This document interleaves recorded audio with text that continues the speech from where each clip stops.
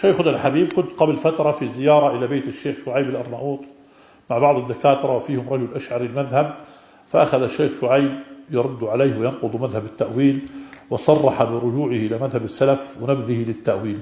فما تعليقكم؟ تعليقي أن أولا الحمد لله رب العالمين، الشيخ شعيب رحمه الله وحفظه الله وأسأل الله أن يعافيه وأن يشافيه، نفع الأمة في تحقيقاته وحقق الكثير من الكتب.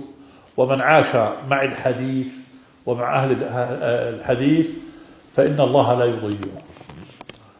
المحدثون كانوا يقولون طلبنا العلم لغير الله فأبى الله إلا أن يكون له. الذي يبقى مع أنفاس النبي صلى الله عليه وسلم وأنفاس الصحابة فهذا إن شاء الله مآله إلى خير. فهذا خبر مفرح وخبر طيب. والشيخ شعيب من أهل العلم. والشيخ الألباني لما كان يسأل في حياته يعني بعد وفاته لمن نرجع في علم الحديث وفي التصحيح والتضعيف، فكان الشيخ رحمه الله يذكر الشيخ شعيبا ويقول هو من أهل الحديث وممن استفاد طلبة العلم منه، وكتبه تدل على ذلك.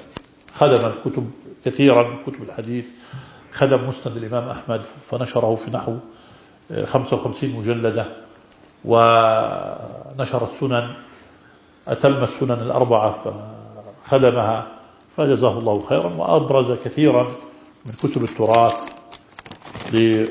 يعني من المخطوط إلى المطبوع.